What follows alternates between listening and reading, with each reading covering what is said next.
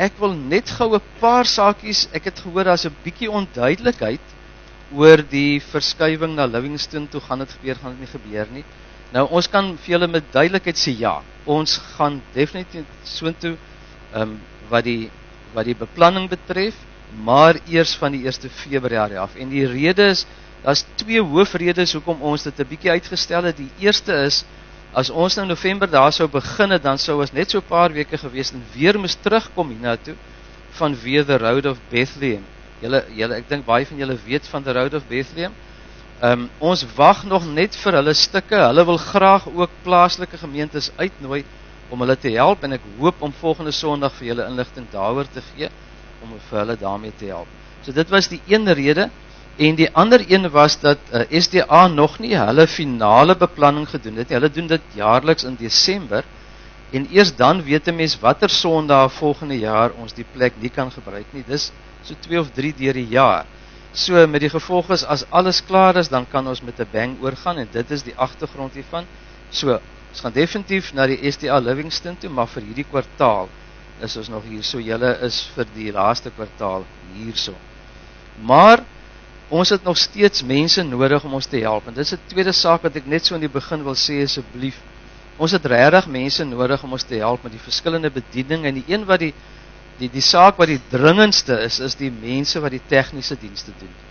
Hulle raak al minder, en as ons nou volgende maand begin met die Engelse dienste, dan gaan ons omtrent sukkel. So as daar mense is wat kan help met die tegniese dienste, wil ons asseblief vir julle vra.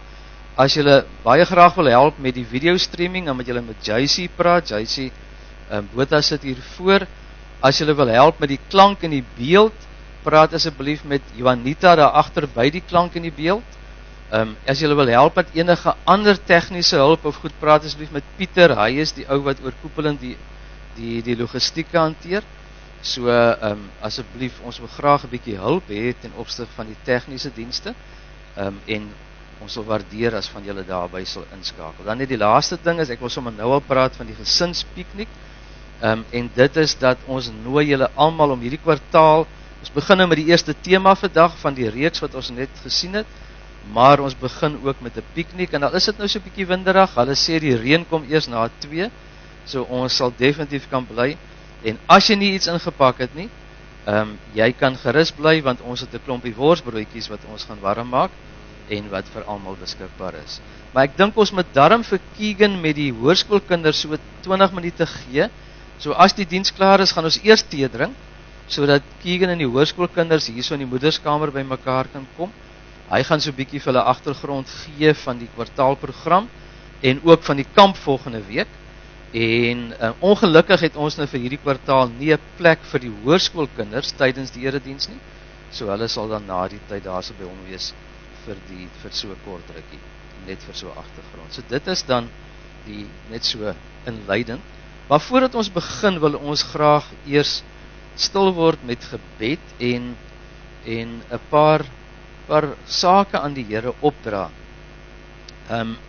Hierdie is 'n erediens, in Engels is dit 'n worship service. Baie keer is ons so gefokus op die sing en die preek, dat ons vergeet hoe belangrik dit is om ook die Here te eer met ons gebede. En hoe belangrik dit is dat die Here vir ons sê, hy wil graag ook hoor wat op ons hart is. Nou, ons het hierdie gebedsversoekbak hierso, en kom ons maak hierdie kwartaal meer gebruik daarvan, om voor die diens gebedsversoeke daarso te sit, en dan kan ons vir julle voorbidding doen. As jy jou naam daarby sit, dan sê dit vir ons kan jou op die naam noem en voorbidding doen. As jy verkies om nie jou naam daarop te sit nie, dan kan jy die briefie toemaak, of net sê, nie jou naam by sit nie, en dan weet die mens mis bid in die algemeen. Maar behalwe dat ons nou bid vir die skoolkwartaal en die tema wat voorlê, ook vir Dr. Solly Preller, wat môre hier by ons aankom. Hy is 'n ontwikkelaar van Brisbane, wat ons kom help om te kyk of ons vir ons eie aanbiddingsplek kan kry in die toekoms. Behalwe vir dit, is daar ten minste 3 van ons lidmate wat hierdie week ingaan vir operasies. Ek sien vir Wilna van Tonder, sy gaan môreoggend in, is Pieter Prinsloo hierso. Hy gaan ook môre in, En waar is Marius Botma? Daar sit hy. Marius gaan woensdagoggend, en is ek reg, Marius. Ek wonder, wil julle twee, Marius, jy en Wilna, wil julle nie maar net vir ons staan vir 'n oomblik? Ek kan nou nie by al twee van julle kom nie.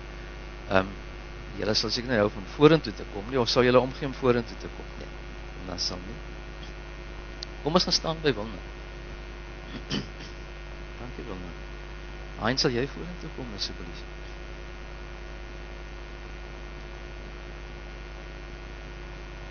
Kom ons bid saam. Dierbare Here, ons sê vir U dankie dat ons kan weet dat U ons Here is. Dat U die Here is van hierdie gemeente en van hierdie kerk. En ook van hierdie twee mense saam met Pieter wat hierdie week vir die operasies opgeneem het. Dankie Here dat ons kan weet U is die Here wat die mediese wetenskap geskep het. U is die een wat ons liggame geskep het. U weet presies wat aangaan. U weet presies om daardie mense te help, sodat U 'n wonderwerk ook in hierdie mense se lewens kan verrig. En dis waarvoor ons bid asseblief. Ons dra vir Wilna nie op vir gerusheid en vir ontspanne oorgawe aan U vir dit wat voor lê môre. Ons bid vir Marius dat hy die 2 dae wat nog voor lê, dat hy ook sal weet, dit is maar net nog 2 dae, dan gaan U vir hom ook help om hierdie probleem op te los. En ons vra Here, wil U asseblief vir hulle 2 wonderlike genesing gee. Dankie dat ons hulle in U hande kan toevertrou. Maar dankie dat ons ook kan bid vir so baie ander dinge in ons gemeente, in besonder die kwartaal wat begin het, en ons kinders wat skool toe is, en alles wat hervat in die huise. Wil U asseblief daarin voorsien. En ook vir Dr. Solly wat besig is om reg te maak, sodat hy later vanmiddag kan vlieg, om môre vir ons as gemeente te kom help en bystaan. Wil U ook hierdie besoek seën in die naam van Jesus. Seën ook nou ons diens, as ons dit aan U opdra, sodat U naam verheerlik sal word. Amen.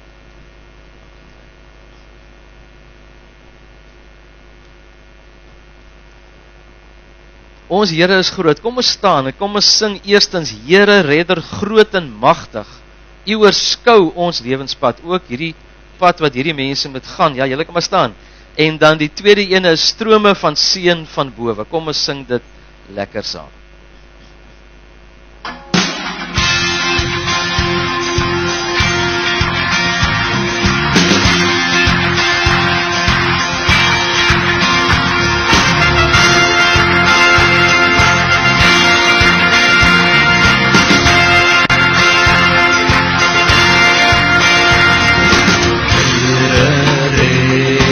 Groot en machtig, U oorskou ons lewenspad.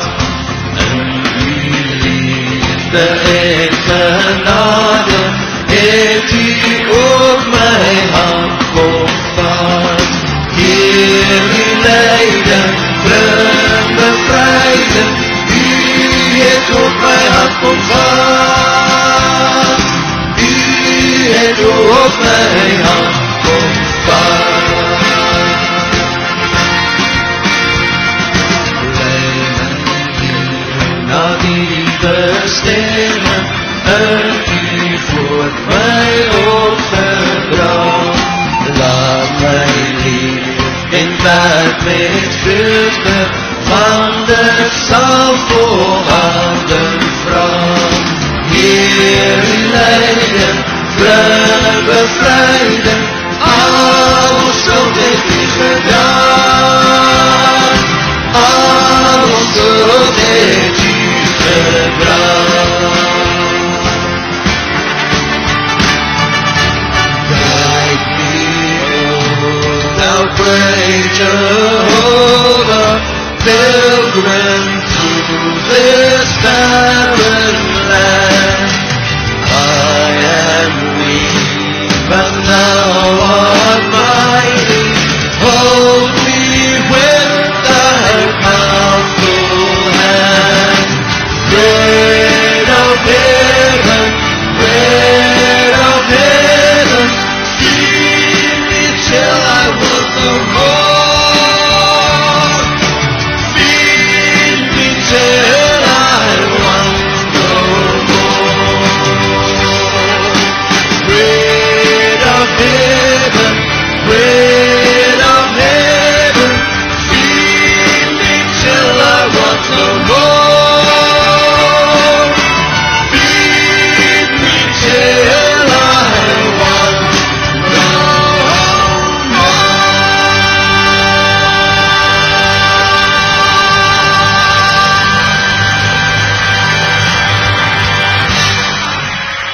is 'n lekker lied van die Daniels, die volgende ene ook. Julle sal sien daar stap Dominee Piet saam met Pieter Pollock as daai lied begin. En dit is strome van seën van bowe.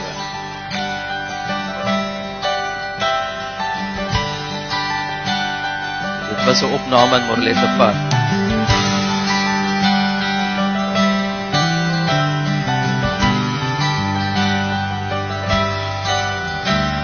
Strome van seën van bowe, dit het die liefde beloof. Heerlike tyd van verwekking, vloei uit ons heiland en hoop. Strome van seën, gee van die volheid ons weer. Reeds val die druppels gedurend, skenk ons die strome, o Heer.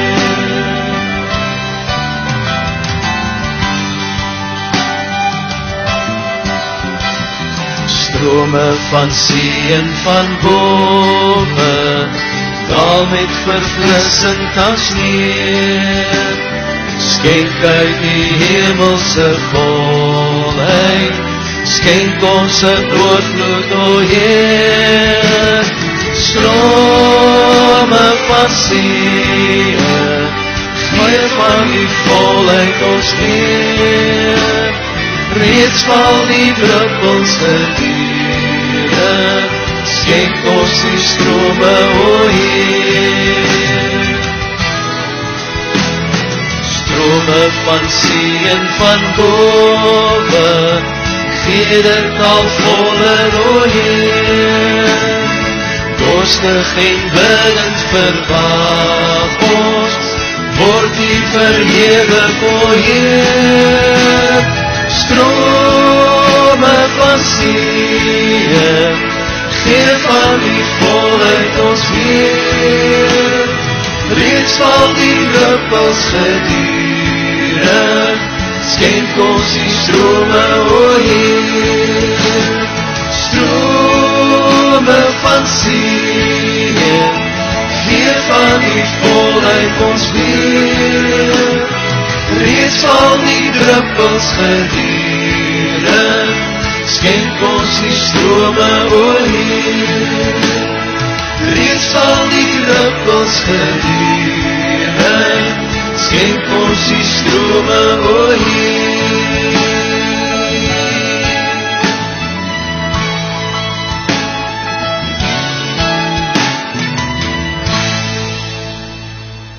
En die volgende is ons kinderlied. Die kindertjies kan maar vorentoe kom en kom saam sing. En dan gaan ons kinders sommer hier vanaf saam met die dames uit vir hulle byeenkomste. So al die voorskoolse en laerskoolse kinders kan maar kom saam sing. Julle kan vir Keegan kyk, hy sal bietjie vir julle die tekens wys.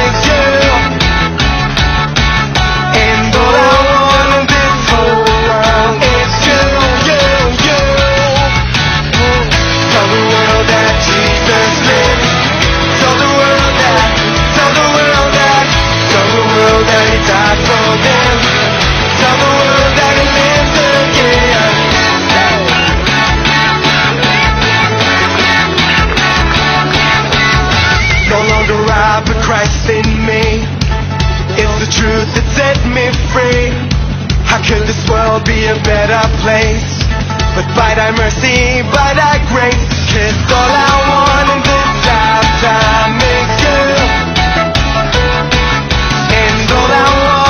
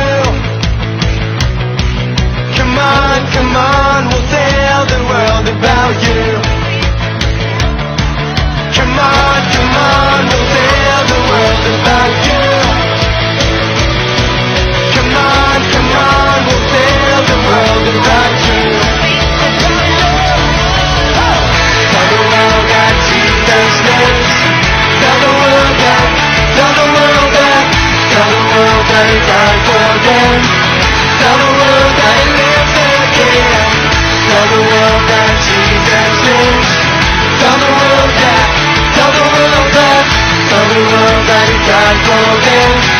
Tell the world that it lives again. Come on, we'll tell the world about you. Come on, we'll tell the world about you. Come on, we'll tell the world about you. Come on, we'll tell the world about you. I'm telling you.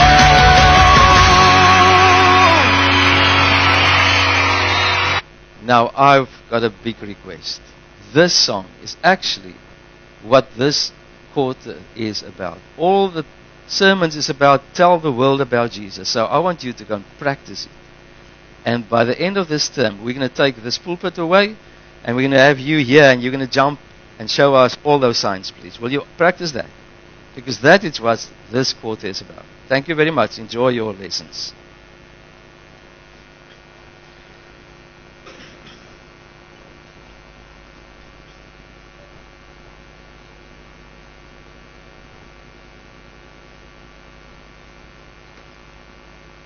Ons lied wat ons gaan sing as die inleiding vir ons gebed, kan ons so bly sit as ons sing, He is Lord, Hy is Heer. En dit is maar net om opnuut vir mekaar weer te sê en saam te stem, dat ons in die teenwoordigheid is van die lewende Here, die een wat ons almal hier saamgebring het. Die Vader wat sy seun aan die kruis gegee het, en Jesus wat sy gees vir ons gegee het, toe hy opgevaar het, en ons nie alleene gelos het nie. En net soos ons nou minder is, al is die kleintjies uit, so, toe Jesus weg is, het hy ons nie alleen gelaat nie, hy is hier met ons. So kom ons word stil as ons sing, bid en sing, He is Lord, hy is hier. He is Lord, He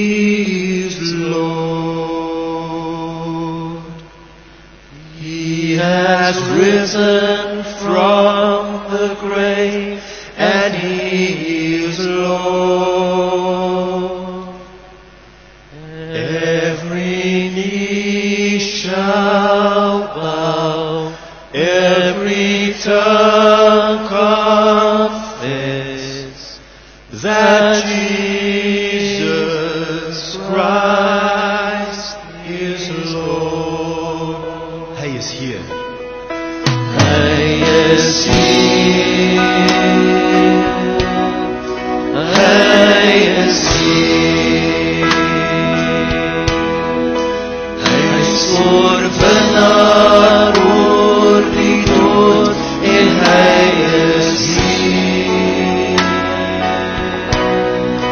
Elke knie sal buig, elke tong bely, dat Jesus is hier. We can do better than that. Worldwide, let's go. He is Lord. He is Lord. He has risen from the grave, and He is Lord. Every knee shall bow, every tongue confess that Jesus Christ is Lord. You are Lord. You are Lord. Ja, Here, U is die Here. U is ons Here. En U is hier in ons midde. En ons verdien dit nie. Maar ons het die voorreg om vanoggend hier te wees, en daarom dank ons U. Dank ons U, Here, dat ons vandag hier saam mag wees. Dat U dit so beskik het. Ook vir hulle wat saam met ons ingeskakel is, ook saam met ons deel mag wees. En selfs ook vir hulle wat later vandag, vanaand of in die week hierna gaan luister. Ingeskakel is by U, die Here van die Here, die Koning van die konings. En dit is van U wat ons 'n verlange het, Here. Nie net om U te ontmoet in hierdie dag, hierdie oggend, deur die musiek, deur die woord, deur die gemeenskap van die gelowiges nie, maar ook om U stem te hoor, en dat ons dit sal gaan uitleef. Maar dankie Here, dat U hier is, en dat U nou met ons wil praat, en dat alhoewel U die leraar en die Bybel gebruik, dat dit U woord is, en daarom vra ons almal in ons harte, spreek Here, U diensvolk, luister. Amen. Geliefdes, ek gaan eers net so 'n bietjie agtergrond gee voordat ek ons skrifgedeelte gaan lees, en dit is Lukas 15 vanaf vers 11 tot 24, en die tema vir oggend dan perfekte liefde. Juis omdat ons oorkoepelende tema is dat die kerk die perfekte plek is vir nie perfekte mense, het ons gedink, kom ons begin met waar alles begin het, en dit is by God se perfekte liefde. Nou ek dink die beste teksvers wat dit alles saamvat, en ook die bekendste in die Bybel, is seker Johannes 3 vers 16. Nou wie van julle weet wat staan in Johannes 3 vers 16? Ek kan nou seker andersom maak en sê wie weet nie, maar kom ons sê, laat ek Johannes sien, wie weet wat staan in Johannes 3 vers 16? Goed, wie wil vir ons dit sê? Wie sien kans om Johannes 3 vers 16 te sê? Soos, dit hoef nie presies in die volgens die Bybel te wees nie, maar die woorde. Ek sien Rihanna het heel eerste hand op netto gesteek. Dat is hoor Johanna, ag Rihanna.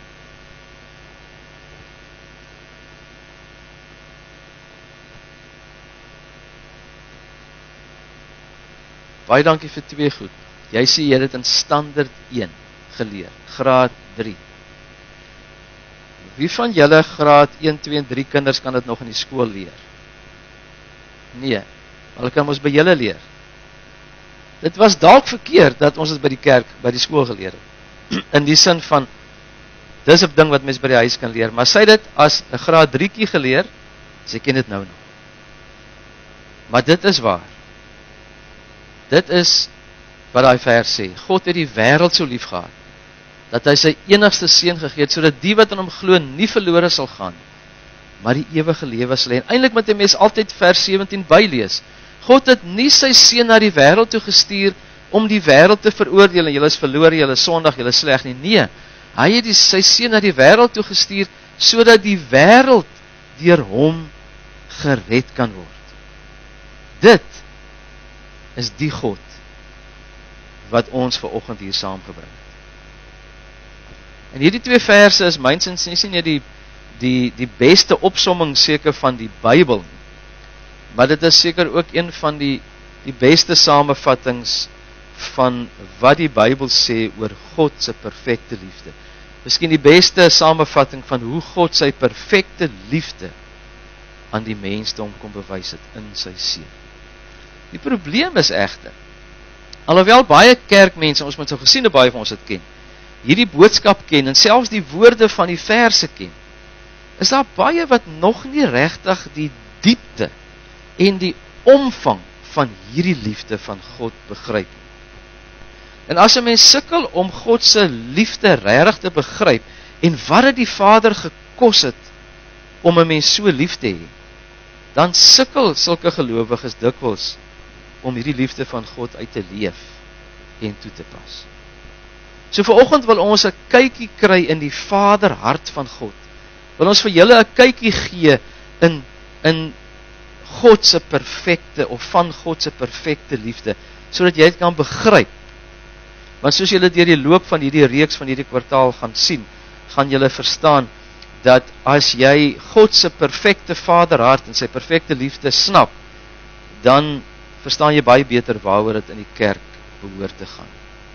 En ek dink seker een van die beste verduidelikings in die Bybel van waaroor dit in die kerk behoort te gaan, is juis die gelykenis van die verlore seun in Lukas 15, en eintlik die hele Lukas 15, want daar was 3 gelykenisse in Lukas 15. Wie weet wat die 3 gelykenisse was daar?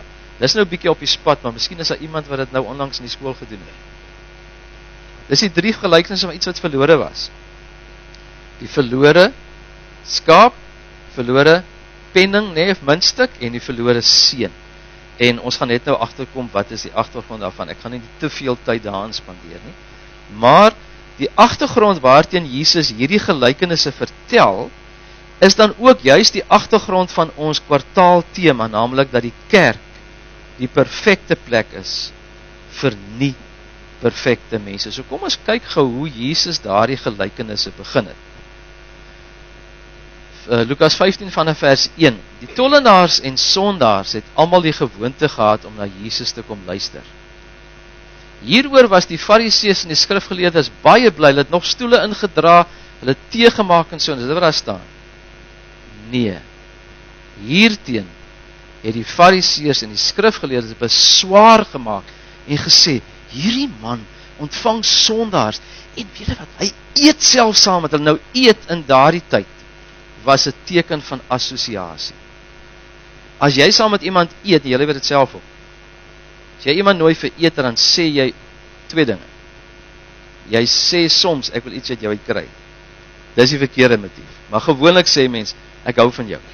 Ek wil saam met jou deel. Nee? So eet, saam eet beteken ons assosieer.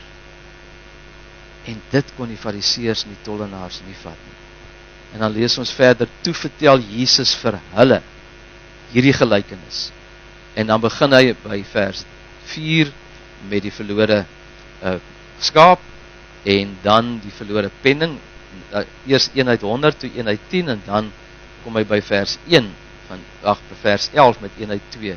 Daar was 'n man wat 2 seuns gehad het. Daar was 'n man wat 2 seuns gehad het.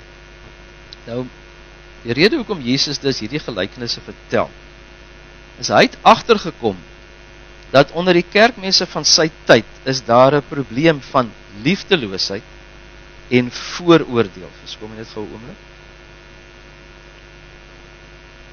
Liefdeloosheid en vooroordeel. Hulle het as godsdienstige Jode 'n bietjie gesukkel om mense wat nie soos hulle glo nie, maar in dieselfde Here glo, te aanvaar. Daar moet sekere vereistes wees wat volgens hulle eers inval voordat hulle kon aanvaar. Nou, julle het al 'n paar keer gehoor dat ons sê dat ons binne 3 maande as kampus na 'n nuwe plek toe gaan skuif. En die grootste rede daarvoor is dat ons meer dienste sou kon bied. Ons sou ons hoërskoolkinders kon akkommodeer, ons sou ook die Engelse dienste baie makliker kon akkommodeer. Maar ek dink julle begin nou agterkom, is belangrik dat ons dus met die regte gesindheid soontoe sal gaan. Dat ons nie ook in dieselfde struik as die Fariseërs val nie.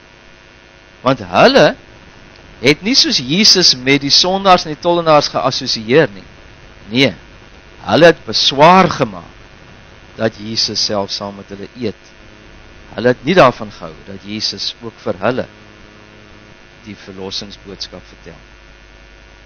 En daarom is hierdie gelykenis so belangrik, en besonder die verlore seun verhaal. Julle sal agterkom deur die kwartaal, dis eintlik maar die ruggraat van die tema reeks. Want daar's 2 tipe luisteraars in Jesus se tyd gewees. Daar was die Fariseer groep wat op hulle dade staat gemaak het, hulle morele verhewenheid.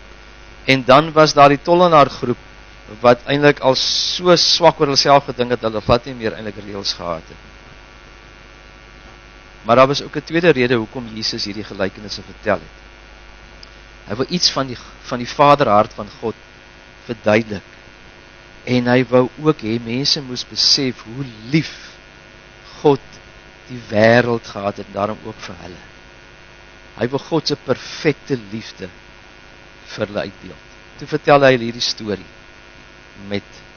van die verlore seun met die 3 tonele. Nou ek gaan dit nou lees in die Bybel. Ek het dit nou nie op die teks nie, op die skerm nie.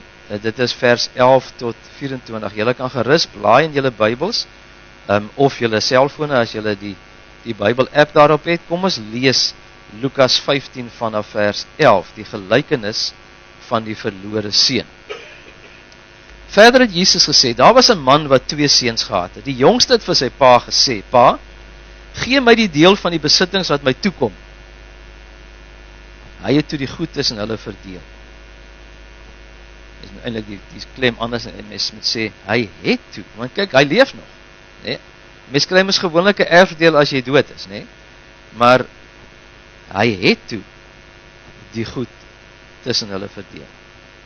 Nie lang daarna het die jongste seun alles tot geld gemaak en van die ouer huis af na 'n ver land toe vertrek. Daar het hy sy geld verkoos deur losbandig te lewe. Nadat hy alles deurgebring het, het daar 'n kwaai hongersnood in daardie land gekom en ook hy het begin gebrek ly. Hy wat so skatryk daar aangekom het, hy het ook begin swaar kry. Hy het toe sommer by een van die mense van daardie land gaan bly en die het hom na sy plaas toe gestuur om varke op te pas. Dis nou 'n Jood hierdie, hoor, hy moet gaan varke oppas. Daar het hy gewens, hy kon sy honger stil met die pele. Hulle sê dit is Johannes broodboompele. Ken julle die Johannes broodboom?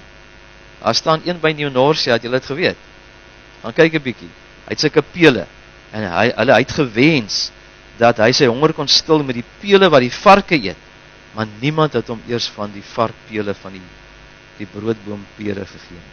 Toe kom hy tot inkeer en sê, my pa het wie weet hoeveel dagloners en hulle het almal oorgenoeg kos en hier vergaan ek van die honger. Ek sal dadelik na my pa toe teruggaan en vir hom sê, pa, ek het teen God en teen pa gesondig. Ek is nie meer werd om pa se seun genoem te word nie. Behandel my soos een van pa se dagloners. En hy het sonder versuim na sy pa toe teruggegaan, so hy het die daad by die woord gevoeg. Nou lees ons by die tweede deel van vers 20 die wonder. Toe hy nog ver aankom, het sy pa na hom al gesien en hom innig jammer gekry. Ek wil nou dit weer lees, maar ek wil julle sê, ek dink nie julle verstaan al regtig wat hier staan nie, en ek het nou gekies, mens kon nou alles verduidelik soos ek het lees. Ek gaan dit eers klaar lees, dan gaan ek vir julle verduidelik, dat julle die impak kan verstaan. Toe hy nog ver aankom, het sy pa hom al gesien en hom innig jammer gekry. Hy hardloop hom tegemoet, hy omhels hom en hy soen hom. Toe sê die seun vir hom, pa, ek het teen God en teen pa gesondig. Ek is nie meer werd om pa se seun genoem te word nie. Maar sy pa roep sy werksmense, kan julle agterkom, hy kon nie eens by die volgende sinnetjie uitkom nie. Sy pa roep die werksmense, hy sê, maak gou, bring die klere, die beste, en trek het vir hom aan. Sit vir hom 'n ring aan sy vinger, en trek vir hom skoene aan, en bring die vetgemaakte kalf, slag hom, en laat ons eet en fees vier. Hierdie seun van my was dood, en hy lewe weer. Hy was verlore, en ek het hom teruggekry. Toe het hulle begin fees vier. Weet julle wat? As nou 2 dinge van hierdie gelykenis. Die eerste wat ek wil sê is dat ek gaan nie baie konsentreer vanoggend op die verlossing van die jongste seun. Want dit is mos wat ons baie goed ken van die verlore seun, is hoe hierdie seun besef het hy is verkeerd, hoe hy sy hart vir die pa kom openbaar het, hoe die pa hom vergewe het. Ek wil vanoggend konsentreer op die vader. Maar, as ek 'n tweede ding wat ek wil sê, ek dink nie, die titel wat ons al die jare vir hierdie gelykenis het, die verlore seun, is die beste titel. Ek wil sê hoekom. Julle gaan deur die reeks agterkom dat daar eintlik 2 seuns was. En dat elkeen van hulle op hulle manier verlore was. Julle het geweet. Daarby gaan ons later aan uitkom. So, daai vorige vers sê vir my eintlik meer wat die vers 11, wat die titel moet wees, daar's 'n man wat 2 seuns gehad. Mens kan amper sê, dis die gelykenis van die 2 seuns. Sou dit nie amper dalk 'n beter gelykenis wees, 'n titel wees. Jalmut Tiedeke, toe hy die kommentaar geskryf het oor hierdie gelykenis, toe noem hy dit in Duits, wat ons in Engels vertaal het, the parable of the waiting father, die wagtende vader. Maar Timothy Keller het 'n boekie geskryf en daar is 'n reeksie gemaak, en as julle nou klaar is met ons reeks, en daar is groepe wat in Desember en Januarie aangaan, gaan kyk hierdie reeks van 6 van Timothy Keller wat praat van the prodigal God. The prodigal God. Maar dan moet jy nie prodigal verkeerd verstaan nie, want dan sal jy soos ek voel, in die begin het ek nog niks gehou van hierdie titel, die verlore God. Want dis wat ek gedink het prodigal beteken. Wie van julle dink dit beteken prodigal? Ag, prodigal beteken verlore. Hein, ons was vir al die jare verkeerd. Ek het dit eers 2-3 weke terug agtergekom. Dis nie verlore nie. Prodigal beteken recklessly spendthrift. So eintlik is die verlore seun die spandabelrige seun, as mens dit so kan sê. Dit beteken, ek dink as nog iets ek neergeskryf het, ja, roekeloos spandabelrig. So as Keller dus praat van the prodigal God, dan praat hy met anderwoorde van the lavishly loving God. Die God wat perfekte liefde het.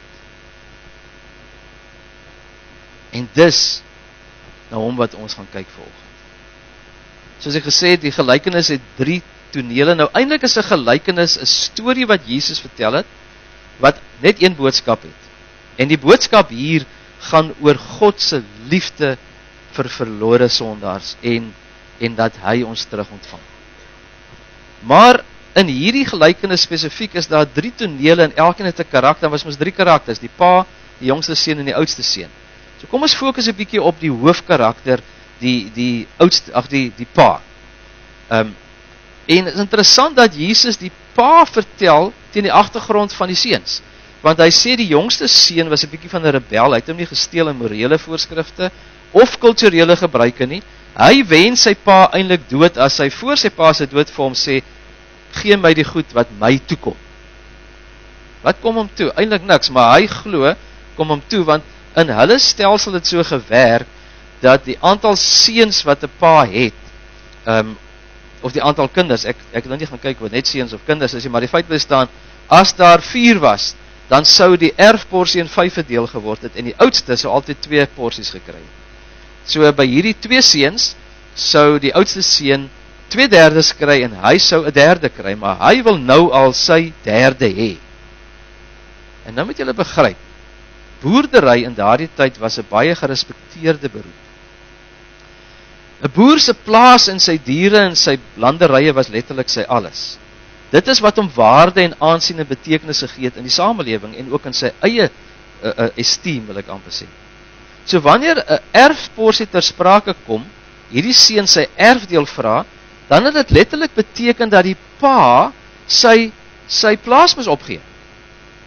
Anders kan hy mos nie sy goed verdeel nie. So as hy dan nog sou lewe, dan sou hy nou by een van hulle gaan bly, wat in hierdie geval die oudste seun was, en hy sou nog op die plaas wees, maar dit sou nie meer syne gewees het. Nou hoe sou dit vir hom gevoel het in daai samelewing? En hoe sou die samelewing hom gesien het soos 'n ou wat uitgeboer het, is dit nie? Want 2/3 het hy vir sy oudste seun gegee, hy bly nou by die oudste seun, hy boer nog op, maar eintlik is nie meer syne nie. En 1/3 het hy vir die jong uit gegee.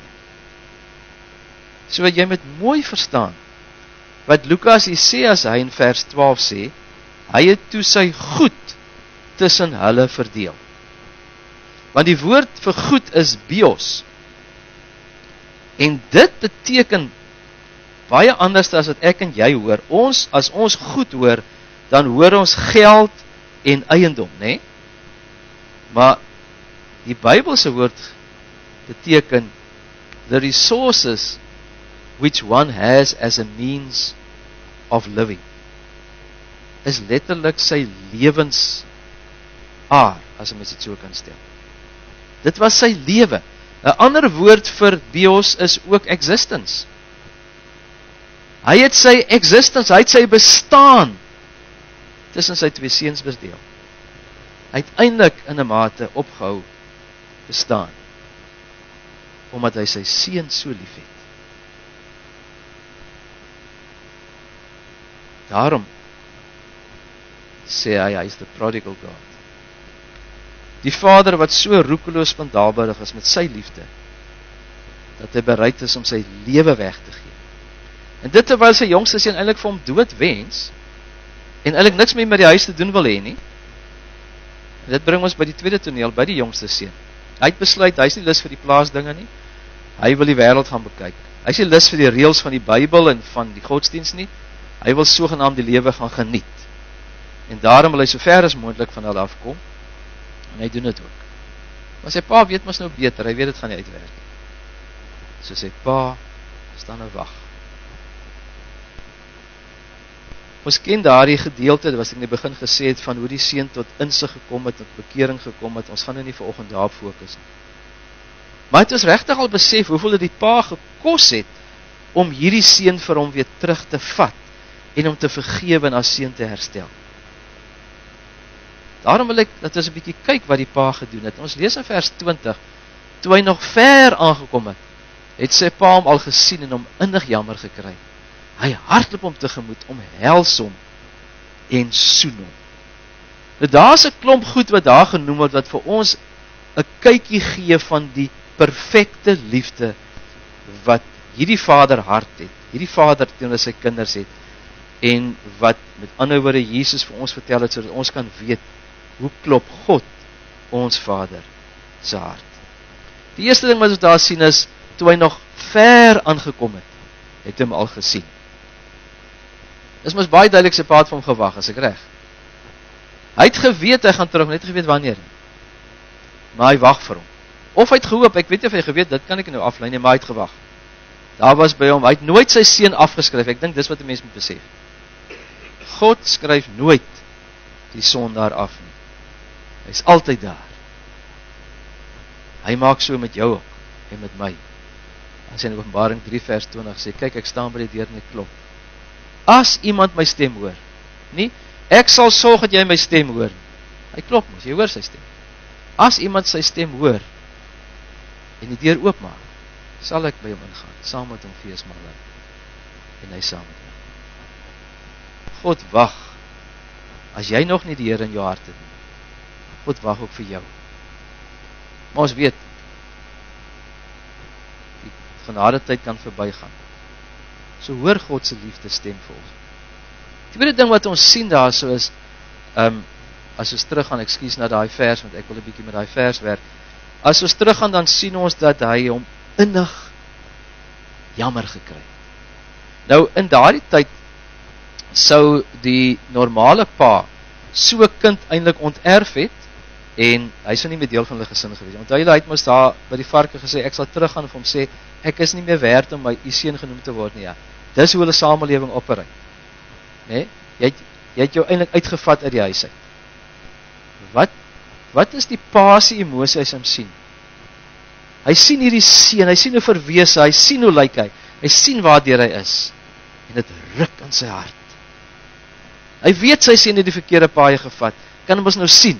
Die mens word mos hard, as jy hierdie reëls los, en as jy dink jy kan dit maar doen aan die donker, wat die wêreld sê mens kan, jy word met mens sien, met jong mense se oë en harte, oë en gesigte, dit word hard, nee? Nee, sy pa skryf hom nie af. En sy pa besef ook wat die vernedering was, wat hy moes gehad het, toe hy regtig agtergekom het dat roem en geld nie lank hou nie. In die normale samelewing sou so 'n pa weersin in daai seun gehad het. Hierdie pa het 'n erbarming vir hom. En dan sien ons 'n derde ding wat hierdie pa doen, wat net nooit in daai samelewing sou gebeur het nie. Hy tel sy rok op in die hardloop, want dit is wat 'n pa moes doen as hy wou hardloop. Kyk, hulle het mos daai lang gewade gehad. As jy begin hardloop sonder, dan gaan jy trip en val. En dis nog meer vernedering. Maar vir 'n pa om te hardloop, moes hy sy gewaad optel. Dis goed wat jong mans en kinders gedoen het. Hulle het seker ander klere gehad, ek weet nie so presies nie, maar 'n man van daai tyd het eintlik sy manlikheid soort van opgeskort as hy begin hardloop. Dit was net oneerbiedig. Dis disrespekvol. Daar's 'n stuk statigheid en status wat hulle in die ou nabye ooste prys gee. Want onthou, dis mos 'n manswerk as hulle hardloop. Dis 'n stuk erkenning van jy het swakker geword. Ek weet nie wat dit is, maar hierdie pa stuur hom nie daar nie. Want sy seun is terug. En dit is waarvoor hy mos nou al maande en jare wag. So hy tel sy klere op en hy hardloop. Dan doen hy 'n volgende ding. Hierdie perfekte liefde van die pa eindig nou nie daar nie, dat ek gehardloop, nou is dit genoeg nie. Nee. Hy doen 'n volgende ding, ons sien daarso, hy het hom omhels en hom gesoen. Nou moet ons onthou, die pa sou gesien en geruik het, waarmee hierdie kind besig was. En in die eerste plek sou Jode net nie met aan iemand geraak het eers wat aan varke geraak het, want varke was onrein diere, so dit het hulle hele ding omver gegooi, en as hulle aan 'n vark sou geraak het, of as hulle aan 'n prostituut sou geraak het, dan sou hulle 'n soort reinigingsritueel van omtrent 'n week lank moes deurgaan, en hulle weer aan die priester gaan toon, voordat hulle in die kerk welkom sou wees, of mag gebeur. Hierdie pa steur hom nie daar nie. Hy hardloop, en hy omhels hierdie seun vir hom, en hy soen hom, en daar met die soen doen hy tweede ding wat hy wys met ander woorde sy vergifnis. Hy wys vir hom, ek verwerp jou nie, ek verwelkom jou.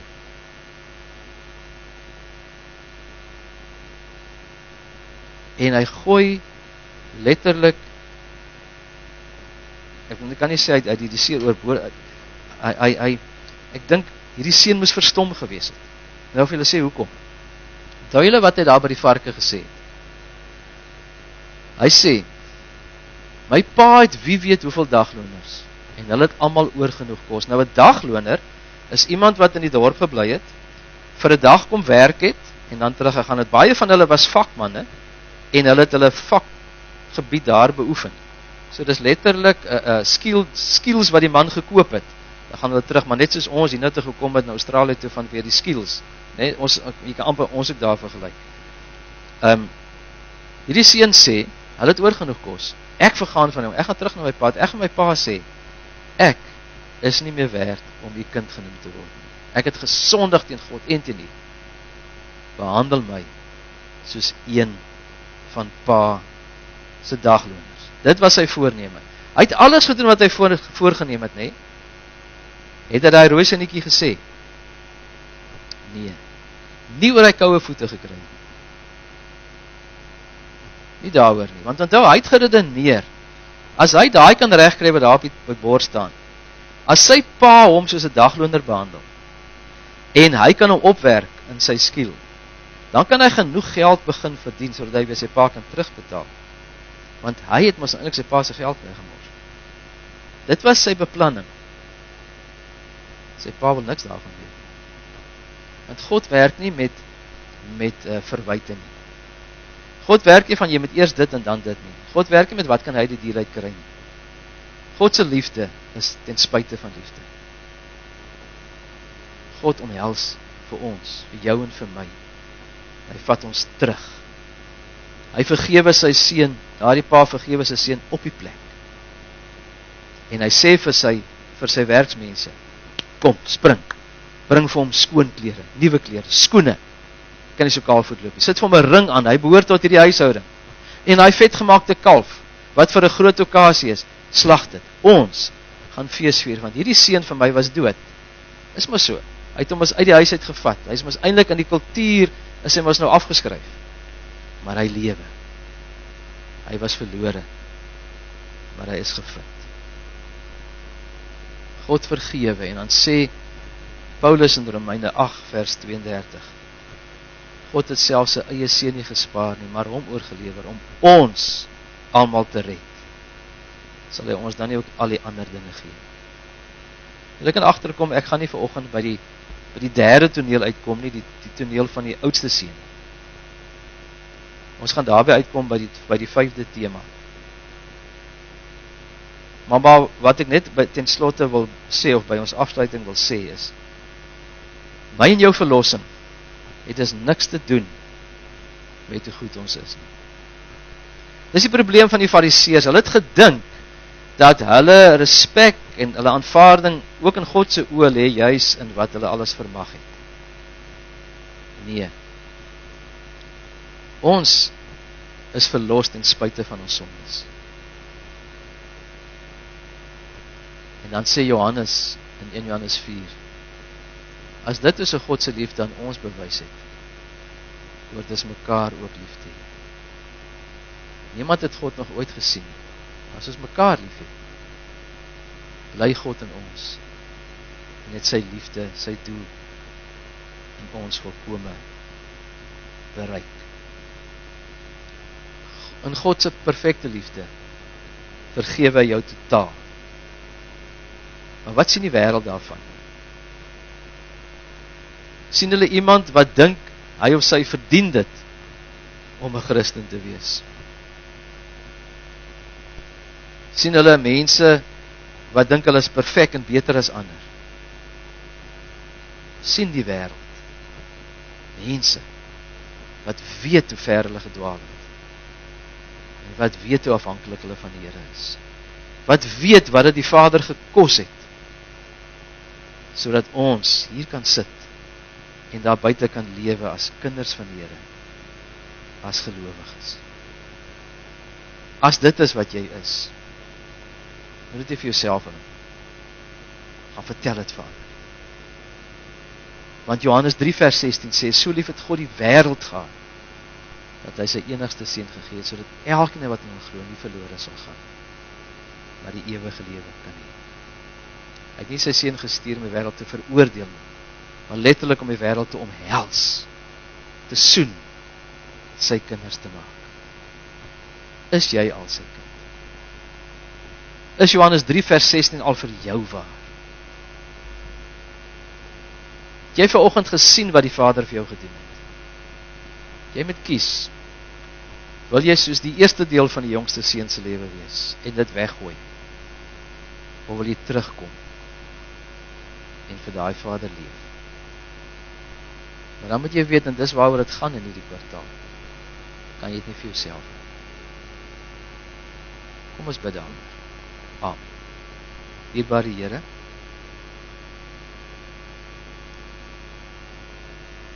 U ken almal wat hier sit vanoggend. Want U is die wagtende Vader. U weet waar elkeen se paaie gedraai het, en U weet presies hoe elkeen lyk vanoggend. U weet wie van hulle is deel van U Vaderhuis, wie van hulle het U liefde aanvaar, wie van hulle dra U ring en U kleed en U skoene, wie van hulle is reg vir die fees van die Lam, en wie van hulle is nie. Maar Here, in hierdie dag, kom U en U kom sê vir ons, so lief het U vir ons. Kom gee jou hart vir my. En ek bid vir elkeen hierse wat nog nie hulle hart vir U gegee het, of vir hulle wat inluister. Help hulle om nou daardie saak met U reg te maak. Maar dan bid ek vir elkeen van ons wat U ken. Help ons om moeite te gaan doen, om regtig U liefdeshart agter te kom. En wat dit van ons vra, en wat ons kan self doen, om hierdie perfekte liefde uit te leef. Ons bid dit in Jesus se naam. Amen. Kom ons staan, kom ons sing, God is liefde, juig ons harte, en bedink wat daardie liefde doen. Kom ons wy onsself toe aan die Here, en dan as ons gaan sit, dien ons om met ons liefdegawes. Jy het 'n keuse, jy's voor 'n keuse gestel vandag. Bewys dit vir die Here en beaam dit met jou offergawe. Kom ons staan. Kom ons wy onsself toe aan die Here.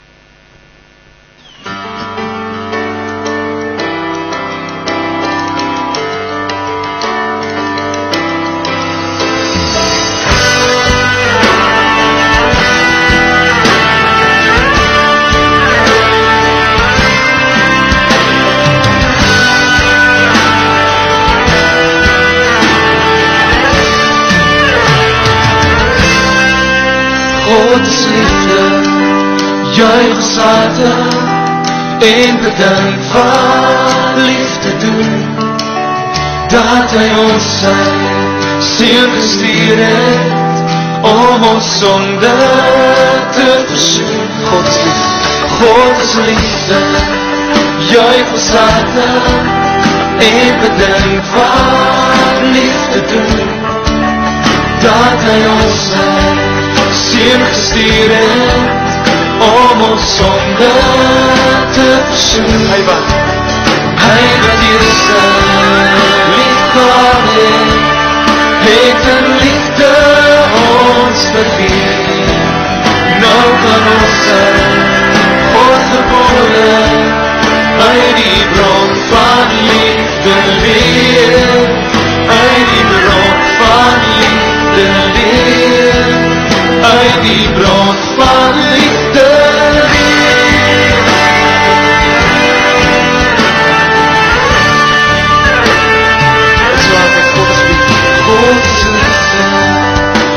ons harte en bedink wat liefde doen, dat hy ons sy seun gestuur het om ons sonde te versoen.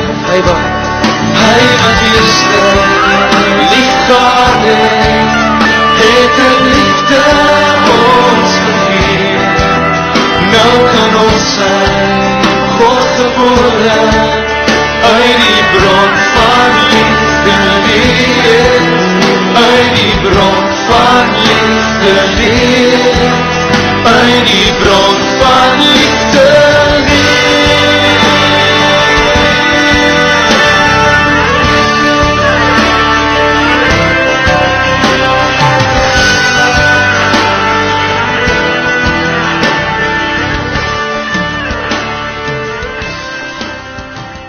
Dankie Here dat U liefde die bron van ons lewe is.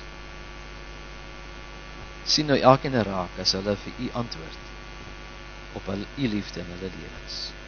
Amen. Ons kan maar sit, dankie.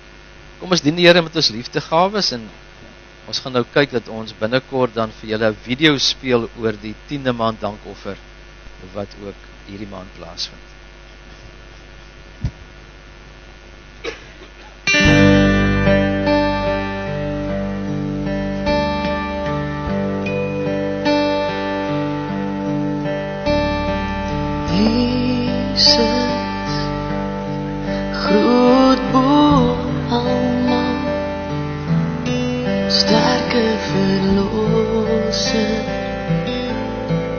Machtige Heer en Heiland Immanuel, God is met ons, redende Heer, levende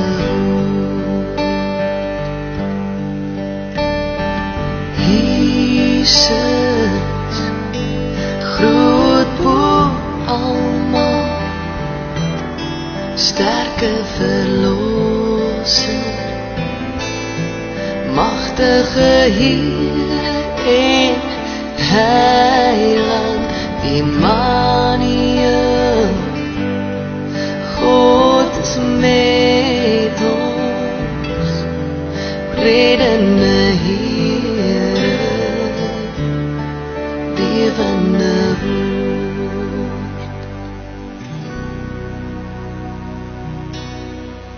Heer my God, as ek in eerbied wonder en al U werke elke dag aanskou, die son en maan, die aarde, sterre, wolke, hoe U dit elke dag so onderhou.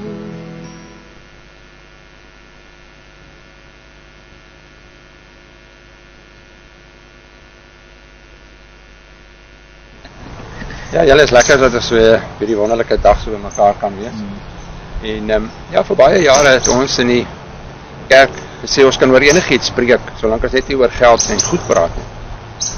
En dit terwyl die Bybel duidelik is dat alles wat ons het behoort aan God. Al ons geld, al ons goed. So ons glo dat ons gemeente is hier geplaas vir 'n rede. En eerstens natuurlik om ons Afrikaanse mense te bedien. Maar ons glo ook dat die Here het ons uitgestuur ook na 'n wêreld toe wat honger en dors is na God.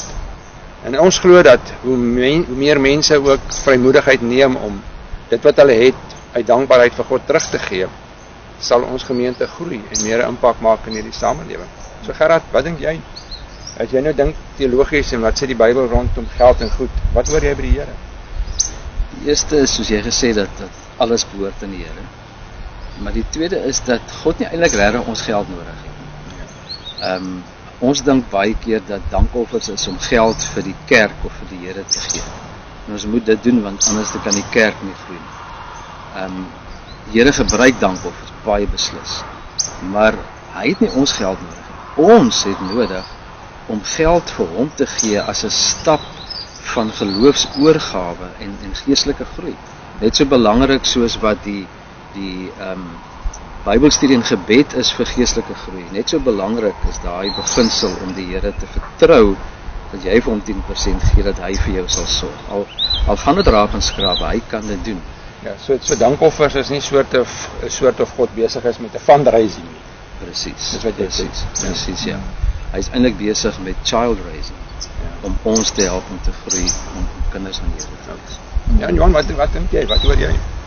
Ja, weet jy Piet, ek het nou die afgelope tyd weer bietjie gedink aan die vraag, naamlik, hoekom is ons hier? En ek bedoel nie hoekom is ons net hier in Australië nie, ek het bedoel hoekom is ons hier? Hoekom leef ons? Hoekom het die Here vir ons die lewe gegee as 'n geskenk? En toe ek 'n bietjie daaroor nadink, te besef ek, maar ek kan nie dit losmaak aan God en wie hy is en wat 'n soort van verhouding hy met ons as sy kinders wil hê, nie dat God by ons wil wees. En toe besef ek dat vir ons is dit dieselfde, dat ons by ons Vader sal wees, en dit sluit in dat ons sal besef dat wie ons is en wat ons het en wat ons doen, al daai dinge is maar vir God, en dit gaan oor sy heerlikheid, dat ons vir hom sal leef en dat ons met hom sal leef, en dat die Here wonderlike dinge eintlik doen met ons en vir ons, is dat hy maak ons die rentmeesters van alles wat hy vir ons gee, ons lewens, ons werk, as ons dalk 'n posisie het iewers in die samelewing, vir hom om ons daar te gebruik, maar ook dit wat hy vir ons gee, dat ons in 'n sekere sin net op God antwoord en vir hom teruggee. So, ek hou van wat jy sê, met ander woorde, dat ons eintlik maar met God vertrou vir ons rentmeesters. Hy maak ons rentmeesters van sy goed, en dit wat ons eintlik gee is maar net om terug te gee wat ons reeds het. Ja. So wil jy nie 'n bietjie by die Here gaan hoor hierdie tyd en van vra of jy regtig uit dankbaarheid gee dit wat jy behoort te gee nie.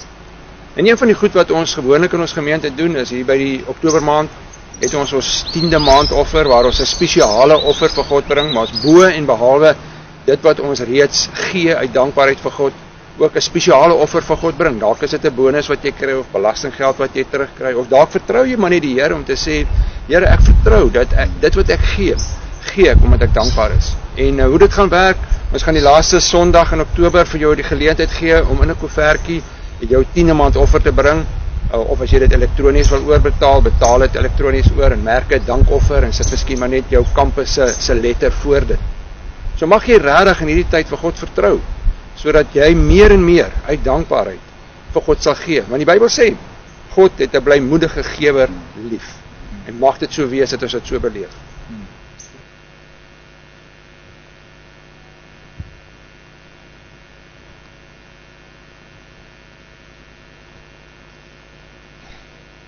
Kom ons bid gou saam.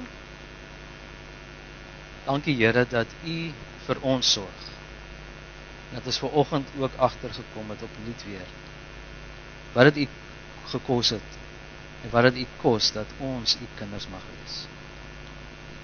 Dankie dat ons van dit waarvoor U ook vir ons voorsien in ons lewensmiddels vir U mag teruggee. En dit wat vir ons vanoggend in hierdie diens vir U gegee het as 'n blyk van waardering en dankbaarheid vir U perfekte liefde, wil U dit asseblief gebruik in die uitbreiding van U koninkryk, ook hier waar ons bly.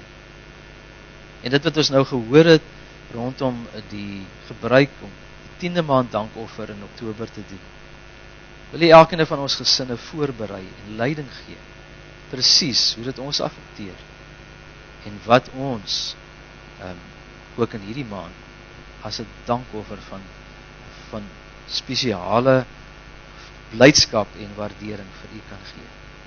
Ons bid dit in Jesus se naam. Amen. Dankie geliefdes, dit is die eerste afkondiging wat ek wou doen, en dit is die 10de maand offer sal dan volgende Sondag plaasvind. As julle kaartjies wil, koevertjies wil hê, daar behoort nog te wees by die ontvangstafel, maar julle weet ook, julle kan ook dit elektronies oorbetaal, en dan sit 'n mens net 10de maand daarby, en ook vir watter kampus dit is asseblief. By jou reference as jy die inbetaling doen. Maar kom ons vertrou die Here dat hy vir ons ook leiding sal gee oor hierdie spesiale ekstra offer in hierdie maand. Dan is daar ons het in die begin het ons die video gesien van die reeks tema, en al wat ek daarby wil sê is jy al deel van 'n klein groep, want die preek hanteer een aspek, maar dit wat ons heel op die einde gedoen het van jy moet vir ander mense vertel in 1 Johannes 6, dis eintlik waaroor dit gaan verder gaan in die klein groepe. So as 'n mens nie by 'n klein groep is, jy kry mens eintlik die helfte van die boodskap. So indien jy nie in 'n klein groep is nie, kyk of jy nie by 'n klein groep kan inskakel nie. Ons gaan daar agter wees by die boeke. Kom kry asseblief julle boeke. Al die klein groep leiers kan julle reeks boeke daar kom kry. As jy nie in 'n klein groep is nie, kom kyk of daar 'n groep is waarby jy kan inskakel. Maar as dit net vir julle nie werk nie met kleintjies of wat ook al, maar jy wil graag die reeks volg, praat met Jenny dat ons vir julle dan ook 'n ekstra stelletjie kan maak vir julle as gesin. Maar eintlik wil ons graag hê dat julle by 'n groep inskakel sodat 'n mens kan interaksie oor die gesprek daarvan. Ons herinner aan die jeugkamp. Keegan, gaan jy iets sê of gaan ek hieroor sê? Okay, maar net voordat hy nou praat, wil ek net vir julle sê oor die geldsake. En dit is, as julle nie die geld kan betaal voor die kamp nie, moenie asseblief dat dit kinders nie na die kamp te laat kom nie. Ons wil graag al ons hoërskoolkinders daai op hierdie stadium is daar 80% belangstelling. Ek sou sien dat dit 100% kan wees wat gaan. Maar daar is belangstelling, maar ons nog nie al die vorms nie. So ons wil graag hê dat teen môre middernag, maandag aand middernag, dat julle asseblief vir ons daai vorms gestuur het. Dit is nou belangriker as die geld. Dat ons die vorms kan hê, want Dinsdagoggend as u nou op kantoor is met sy die besprekings by die kampterrein finaliseer en met die kokke gesels oor die aankope vir die kos. So en ons moet weet hoeveel mense daar is. So asseblief as ons die inskrywings kan finaliseer teen môre nag, Dinsdagoggend vir u nou, daarvoor sal ons bly wees asseblief. Keegan gaan nou vir julle sê van die kamp, hy gaan meer van die kinders daaroor praat, en dan wil ek net vir julle nooi na die gesinspiknik, en onthou, julle moet nie huiwer as julle nie 'n bandjie ingepak het nie, hier's genoeg, sodat julle saam met ons kan kuier onder die boom. Keegan, jy kan maar kom, dankie. O ja, en ek wil ook gesê het, as die kinders, as Keegan nou met die hoërskoolkinders daar besig is, vir die 20 minute, dan gaan ons in die raadsaal, gaan ons dan saam bid.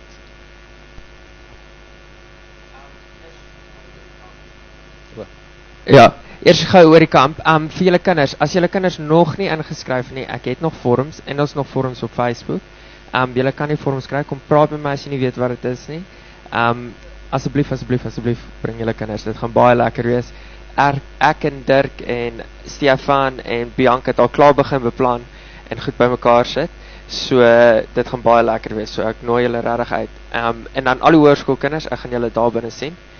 Dan die een ander ding wat ek wil vir julle vertel van, is ons gaan 'n glow party hê.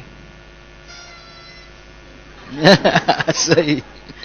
Okay, ek het vir 'n paar ander mense dit gegee, maar dankie Almarie. Ons gaan 'n glow party hê. Op die 31ste Oktober, so ons tema is No Tricks, Just Treats. So dit gaan hierso wees op die 31ste, en op die 31ste is dit Halloween. So instead of soos die Halloween wat al die kinders gaan, ja, die mense kom na die huis en al daai goed, hulle kan liewer na die glow party toe kom. So die glow party, ons gaan glow sticks hê, ek het laser lights, ons gaan hierdie hele plek awesome maak met soos, ja, dit gaan baie cool wees. Ek gaan nie vir julle al die spoilers gee nie. Maar dit is van 5:00 tot 8:00 vir enige laerskoolkinders. As julle ouer is, kom praat met my. Ek sal sien of ons kan jou insneak. Maar ja, dit is $5 per kind en $2 vir elke ekstra kind. Julle gaan kos kry, julle gaan snacks kry, julle gaan awesome entertainment kry, ek's daar. So julle sal dit baie geniet. So asseblief bring julle kinders en ons sien julle daar. Baie dankie Keegan. Kom ons gaan kuier lekker saam met mekaar, en kom ons vat mekaar se hande ook in gebed hierdie kwartaal om vir die Here te gaan leef daarso.